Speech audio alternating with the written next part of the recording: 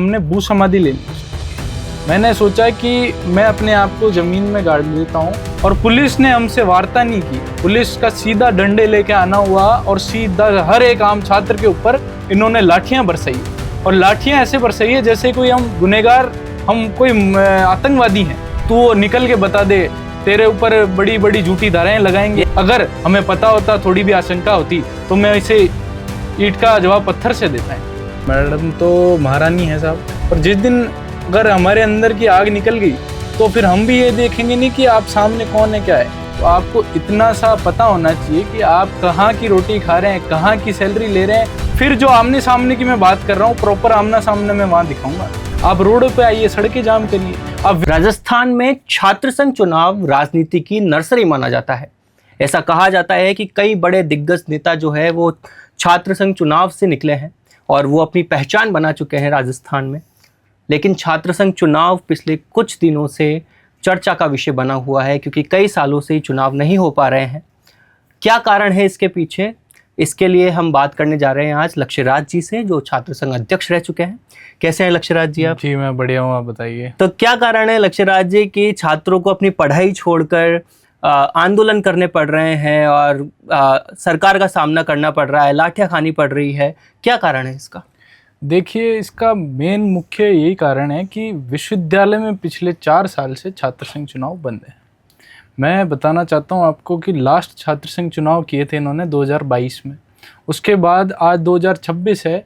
मैं सरकार से, विश्वविद्यालय प्रशासन से, हम छात्रों का, हम सभी तैयारी करने वाले छात्र नेताओं का एक ही सवाल है कि आखिर आपने छात्र संघ चुनाव बंद क्यों किए और उसे चालू क्यों नहीं करवा रहे?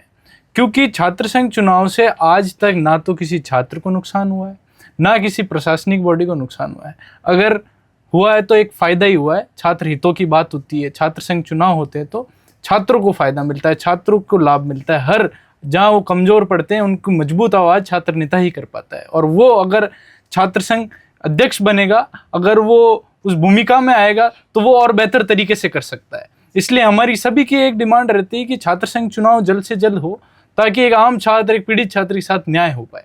लेकिन एक सवाल जो हमेशा से आता है, कई नेता भी इसके बारे में बोलते हैं कि जब भी ऐसे चुनाव होते हैं तो यूनिवर्सिटीज़ हो गए, कॉलेजेस हो गए, उसमें एक दबंगई का माहौल होता है। छात्र जो होते हैं वो थोड़ा सा ऐसा कुछ प्रदर्शन वगैरह करते हैं, बहुत तरीके की चीज़ें होती है। इसके बारे में आपको क्या कहना है कि जो छात्र संघ चुनाव है वो एक सही तरीके से होने चाहिए, या फिर ऐसा नेताओं ने कहा है कि हर बार जब भी छात्र संघ चुनाव होते हैं तो छात्र जो है वो दबंगई पे आते हैं? देखिए, छात्र दबंगई पे क्यों आता है? जब उसके साथ गलत होता है। तो सबसे पहली बात तो मैं ये बताना चाहूँगा कि कहीं ना कहीं प्रशासन की कमजोरी है। कहीं ना कहीं हर प्रशासन, चाहे देख लीजिए आप विश्वविद्यालय प्रशासन, पुलिस प्रशासन, राजस्थान सरकार, इनकी कहीं ना कहीं कमियां होती है। तब जाके विश्वविद्यालय में उग्र आंदोलन होते हैं, छात्र उग्र होता है, जैसे आप बता रहे हैं। तो छात्र के जीवन में एक छात्र होता है जब भी उसके गर्म खून होता है। अगर वो उसके साथ गलत देखता है, गलत महसूस करता है, तो उसकी न्याय की लड़ाई को एक मजबूत तरीके से लड़ता है, जो कि मेरा मानना सही है। अगर हम इस उम्र में अपनी हकों की, अधिकार की लड़ाई लड़ना नहीं सीखेंगे तो हम आगे अपने आने वाले जीवन में कुछ नहीं कर सकते। इसलिए हमें इसी जीवन में अपने आप को मजबूत बनाना चाहिए। मैं तो मानता हूँ उग्र होना ये कोई गलत नहीं है। अगर आप अपने सही मुद्दों पे उग्र हो रहे हैं, अगर आपकी सही बात रख रहे हैं, तो वहाँ उग्र होना, वहाँ अपनी दबंगाइयाँ दिखाना कोई गलत बात नहीं है, क्योंकि कमज़ोरों को कोई पूछता नहीं है। जब आप मजबूत हैं, जब आप अपने अधिकारी लड़ जानते हैं, तब आपकी बात मानी जाती है। एक सवाल यह है छात्र संघ चुनाव को लेकर, जो राजस्थान यूनिवर्सिटी के वाइस चांसलर हैं, क्या उनसे अभी आपकी कोई वार्ता हुई या फिर उन्होंने आपसे कोई बात करने की कोशिश की? नहीं, मैडम तो महारानी है साहब। मैडम से या तो मैं जब वो बनी थी तब उनको बुके देने गया था, बधाई भेंट करने की, मैडम बहुत बहुत स्वागत है आपका विश्वविद्यालय के, आप न्यू वाइस चांसलर बने। उसके बाद से लेके आज दिन तक 3 साल का उनका कार्यकाल हो गया है। हालांकि हमारी लिए खुशखबरी की बात है, महीने भर बाद वो चली जाएगी, सितंबर में कार्यकाल उनका पूरा हो रहा है। पर इन 3 साल के कार्यकाल में मैं उनके ऑफिस में कदम नहीं रखा हूँ, ना मैंने उनसे कोई बात करी है। उसका मतलब ये नहीं कि हमको इच्छा नहीं उनसे बात करने की। सीधा मुद्दा ये है कि हम जब भी प्रदर्शन करते हैं, जब भी अपनी बात को रखने जाते हैं विश्वविद्यालय के मुख्य द्वार पर या फिर वाइस चांसलर के मुख्य द्वार पर, तो उस भीड़ को देख के वो डर के अंदर बैठ जाती है, गार्डों से ताला लगवा देती है, पुलिस प्रशासन को आगे कर देती है और छात्रों पे लाठीचार्ज और ये चीजें तो आम चीज हो गई है। तो मैडम से भी हमारा एक सवाल है कि मैडम, हमारा एक ज्ञापन है, हमारी एक बातें हैं, आप अगर शांति से सुन लेंगे तो हमें कोई उग्र होने की मतलब नहीं है। हमारा सीधा मुद्दा है कि एक आम छात्र के साथ न्याय हो, इसलिए हम प्रदर्शन करते हैं। पर मैडम ने आज तक कोई भी ज्ञापन अंदर तक नहीं लिया और ना हमारी बात पे कोई कार्रवाई की है। तो ये मैडम का रवैया रहता है। तो ये विश्वविद्यालय की वीसी तो मेरा मानना है कि छात्रों के लिए भ्रष्ट और एक तरह से नाकारा है, इनकी कार्यशैली बहुत ही खराब है। और सरकार की तरफ से अभी तक कुछ बातचीत करने की कोशिश की गई इस बारे में या फिर? देखिए, हमने जितने भी पूर्व अध्यक्ष रहे हैं विश्वविद्यालय के, जो आज बड़ी राजनीति में है, जो विधानसभा में है, जैसा कि आपने शुरुआत में बोला था कि छात्र जीवन से खूब एमएलए बने हैं, खूब मंत्री बने हैं, उसका सबसे मुख्य कारण ये रहा है कि छात्र संघ चुनाव ने उनको बढ़ावा दिया है। जब वो छात्र राजनीति में हुआ करते थे, वो यहाँ पे हकों की लड़ाई लड़ते थे, तभी वो ये चीज़ पाठशाला से सीख के गए कि आगे विधानसभा में, लोकसभा में कैसे उन आम जनता की कैसे आवाज़ उठाई जाती है। तो ये राजनीतिक पाठशाला है जो ये मंत्री एमएलए सीख के गए हैं। तो हमारा उनसे मिलना जुलना होता है, हम उनसे मिले हैं, उनकी तरफ से पॉजिटिव रिस्पांस खैर आता है। पर धरातल पे जब प्रदर्शन की बात आती है, जब हमारे हकों की बात आती है, हमारे लिए लड़ाई लड़ने की बात आती है, हमें अभी तक कोई पॉजिटिव रिस्पांस देखने को नहीं मिला है। तो हमारा उनसे भी ये अनुरोध है कि आगे आने वाले टाइम में आप, जब हम प्रदर्शन करते हैं, हम चुनावों की बात करते हैं, तो आप हमारे साथ धरातल पे काम करिए। और अगर आप लोगों का सहयोग रहेगा तो हम हमारी लड़ाई को और मजबूती से लड़ पाएंगे और जरूर हम इस लड़ाई में जीत भी पाएंगे। तो अभी रिसेंटली मैंने आपका एक वीडियो देखा जो काफ़ी वायरल था इंस्टाग्राम पे। उसमें आप कुछ मिट्टी के अंदर कुछ बैठे हुए हैं और आप शायद कुछ छात्र उसमें जो है वो मांग कर रहे हैं बहाली की, छात्र संघ चुनाव बहाली की, और पुलिसकर्मी वहाँ पर आते हैं, लाठीचार्ज होता है, डंडे पड़ते हैं। तो क्या था वो पूरा सिनेरियो, आप मुझे बता सकते हैं? तो देखिए, हमें क्या 4 साल हो गए विश्वविद्यालय में छात्र संघ चुनाव को नहीं देखते हुए। तो हमें बड़ा दुखद है कि हम हर तरह के प्रदर्शन कर चुके हैं। हमने गेट पे प्रदर्शन कर लिया, हमने हर चीज़ें करके देख ली जो एक प्रदर्शन हम कर सकते थे। आखिरी रास्ता, मैंने दंडवत यात्रा भी निकाली है, कावड़ यात्रा भी निकाली है, हमने काफ़ी हड़तालें भी की है। पर अंत में जब कोई रास्ता नहीं मिला तो मैंने, कल की घटना है, हमने भू समाधि लेने की सोची है। मैंने सोचा कि मैं अपने आप को ज़मीन में गाड़ देता हूँ ताकि सरकार को ये लगे कि जो रास्ता एक बचा था ये भी हम छोड़ नहीं रहे। हमारा वो करना हुआ, पुलिस का वहाँ से आना हुआ और पुलिस ने हमसे वार्ता नहीं की। पुलिस का सीधा डंडे लेके आना हुआ और सीधा हर एक आम छात्र के ऊपर इन्होंने लाठियाँ बरसाई है। और लाठियाँ ऐसे बरसाई है जैसे कोई हम गुनहगार, हम कोई आतंकवादी हैं, जैसे हमने कोई किसी का कत्ल कर दिया है या हमारे पास हाफ मर्डर का केस है या हम किसी से लड़ झगड़ के आए हैं, ऐसे उन्होंने लाठियां चार्ज की। और उनका ये कहना रहा कि इन सब पे मुकदमा करेंगे। तो वहाँ बैठे छात्र घबरा गए, क्योंकि वो एक आम छात्र जो स्टूडेंट लाइफ में होता है, वो तैयारी करने आता है, एक IAS RS बनने के सपने देखता है या कोई बड़े दूसरे फील्ड में जाने की सोचता है, तो वो कभी ये नहीं चाहेगा कि उसके ऊपर मुकदमे लगे, धाराएं लगे। हम छात्र नेता हैं, हम मुकदमा खा सकते हैं। पर वहाँ पे डिप्टी साहब और दूसरों को आते ही ये बोलना हुआ कि इन पे मुकदमे लगेंगे, इन पे लाठियां मारो, इनको पकड़ो, इनको जेल में डाल के मारो। तो वो चीज़ मैं पूछना चाहता हूँ प्रशासन से कि एक आम छात्र को, अब हमारे ऊपर लोकतांत्रिक अधिकार है हमारे को कि हम एक शांतिपूर्वक प्रदर्शन कर सकते हैं, वो अधिकार भी आप छीन लोगे क्या? कल हम शांतिपूर्वक प्रदर्शन कर रहे थे, इन्होंने जो लाठियां बरसाई है, मेरे को भी थाने में ले जाके इन्होंने खूब धमकियां दी है। तेरे क्या को धमकियां दी है? धमकियों से इन्होंने बोला तेरे ऊपर बड़े बड़े मुकदमे लगेंगे, तेरे को जेसी करेंगे, तू निकल के बता दे, तेरे ऊपर बड़ी बड़ी झूठी धाराएं लगाएंगे। ये नाम बता सकते हो आप किसी अगर पुलिसकर्मी का? देखिए, हम पुलिसकर्मियों का नाम हम इसलिए नहीं बता सकते क्योंकि ये पुलिस की भी एक, मैं मानता हूं कि सरकार के ऊपर से इनको दबाव रहता है। मैं नहीं चाहता हूं कि ये चैनल के माध्यम से किसी के ऊपर गलत आरोप लगे, क्योंकि उनके ऊपर भी दूसरों का प्रेशर था। नहीं, पर जो मेरे साथ घटनाएं हुई है वो मैं बताना चाहता हूं। नहीं, जब आप लोकतांत्रिक तरीके से अपने अधिकार मांग रहे हैं, अपनी बात रख रहे हैं, तो पुलिस जो भी लोकतांत्रिक तरीके से प्रदर्शन को रोकने के लिए या फिर जो भी उनको आदेश मिलते हैं वो कर सकती है। लेकिन अगर ये दूसरे एजेंडे अपनाती है कि झूठी धाराएं लगा देंगे या ये कर देंगे, तो ये बिल्कुल गलत है। बिल्कुल गलत। तो ये अगर कोई भी करता है तो मुझे लगता है पर्सनली तौर पर इसका विरोध होना चाहिए। जी जी। तो अगर आपको कोई भी ऐसा व्यक्ति लगता है तो आप देखिए, मेरा तो मानना ये है कि छात्र राजनीति में मुकदमे खाना और ये अगर ये पुलिस प्रशासन और राजस्थान सरकार चाहती है कि हम जैसों को ये मुकदमों से डरा देगी, दबा देगी, तो वो गलतफहमी मैं अपने आपके चैनल के माध्यम से कहना चाहता हूँ कि वो गलतफहमी ये निकाल दे। ना तो मैं आज से पहले डरा हूँ, ना आगे आने वाले समय में जब छात्रों की या अधिकार की बात आएगी तो मैं डरूंगा। पर एक आम छात्र जब मेरे साथ बैठा है कंधे से कंधा मिलाकर, मैं वो कभी नहीं चाहूंगा कि उसके ऊपर झूठे मुकदमे लगे, उसके ऊपर फालतू लाठीचार्ज हो, क्योंकि हमारा मुद्दा ये था कि हम उग्र प्रदर्शन नहीं करेंगे। हम शांतिपूर्वक तरीके से वहां बैठे थे, एक विरोध प्रदर्शन जता रहे थे। पर आपका वो रवैया एकदम ठीक नहीं था कि आप वहां आके ये कहते कि हम एक आम छात्र के ऊपर मुकदमे लगाएंगे। और मुकदमा कोई छोटी चीज नहीं होती है। एक जो पढ़ने वाला बच्चा है, जो तैयारी करने वाला बच्चा है, उसके जीवन खराब हो सकता है। वो आगे आने वाले समय में जो सपने लेके बैठा है वो सारे टूट सकते हैं, इसलिए वो सबको वहां से जाना होगा। तो ये प्रशासन इतनी नाकारा और इतनी शर्मनाक हरकतें करेगा ये हमने कभी सोचा नहीं था। अगर हमें पता होता, थोड़ी भी आशंका होती, तो मैं इसे ईंट का जवाब पत्थर से देता इनको। पर हमें ये चीज का अंदेशा नहीं था कि लोकतांत्रिक तरीके में हम शांतिपूर्वक प्रदर्शन पे भी हमें पे लाठीचार्ज हो जाएगी। तो ये कहीं ना कहीं पुलिस प्रशासन की और विश्वविद्यालय प्रशासन की शर्मनाक हरकत थी जो कल देखने को मिली आपको।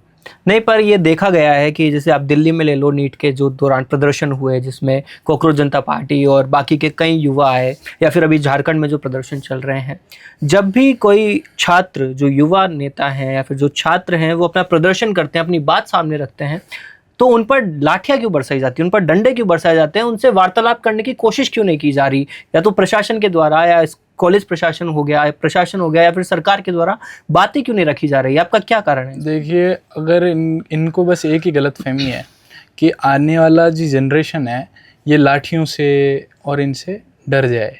मेरा मानना ये है कि जो मेरे प्रवृत्ति का इंसान है, जो मेरे जैसा युवा है, जो अपने हकों अधिकारों की लड़ाई लड़ना जानता है, जैसे आपने दिल्ली में उदाहरण देखा है, वहाँ लाठीचार्ज हुई, क्या हुआ, लोग भागे, इधर उधर दौड़े, उनके चोटें भी आई, खूब लोग हॉस्पिटलाइज भी हुए। पर आने वाले अगले 4-5 दिन में आपने कुछ अलग वहाँ पे देखा होगा कि पुलिस के ऊपर एक आम जनता आक्रोश में आके खुद लाठी चलाने लग गई, खुद ईंट का जवाब पत्थर से देने लग गई। तो ये गलतफहमी पुलिस की भी धीरे धीरे दूर हम कर देंगे। ये लाठियां कब तक चलाएगी? एक दिन चलाएगी, 2 दिन चलाएगी, पर जिस दिन अगर हमारे अंदर की आग निकल गई तो फिर हम भी ये देखेंगे नहीं कि आप सामने कौन है, क्या है। तो ये चीज दिल्ली में देखने को मिली थी कि जब आमना सामना हो गया था तब मोदी जी भी हेलो फ्रेंड्स करके आ गए थे और उन्होंने सारे इस्तीफे भी दिलवाए थे। तो इस्तीफा वो उन्होंने दिया नहीं था, इन युवाओं ने, इन जेनजीज ने छीना था। तो यहाँ पे छात्र संघ चुनाव अगर ये लाठीचार्ज करके रुकवा देंगे तो इनको मैं कहना चाहता हूँ कि हम भी फिर छीनने वाली हरकत पे आना नहीं चाह रहे हैं। अगर आप हमें मौका देंगे, 1-2 बार अगर आपने ऐसी और हरकतें की तो हम छीनना भी जानते हैं और आमना सामना करना भी जानते हैं। ये तो हम लोकतांत्रिक मूल्यों का ध्यान रखते हुए हम शांतिपूर्वक तरीके से हर चीज़ कर रहे हैं।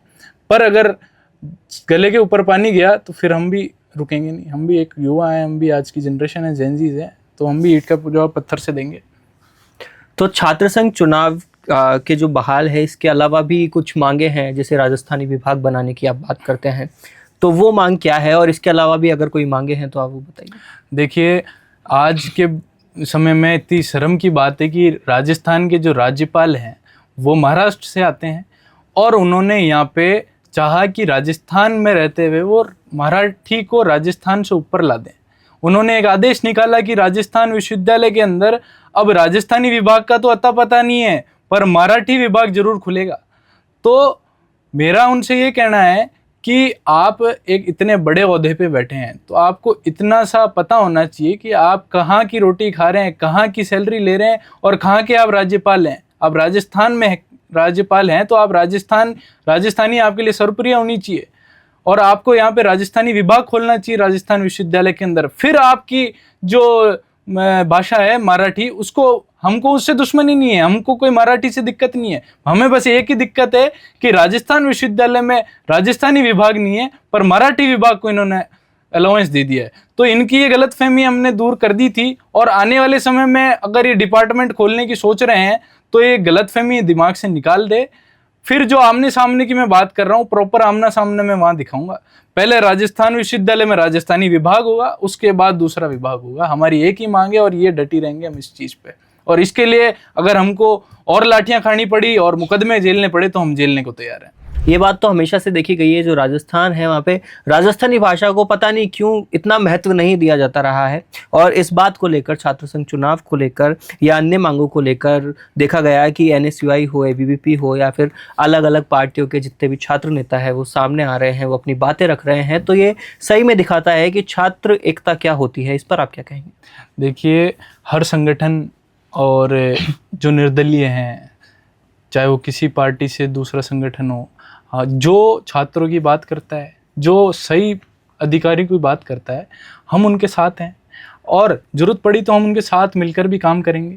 पर यही है कि जब तक संगठन है, हम एक संगठित हैं, तब तक हम अपने काम करवा सकते हैं। युवा आज क्या है, युवाओं की पहचान ये है कि उनकी एकता है।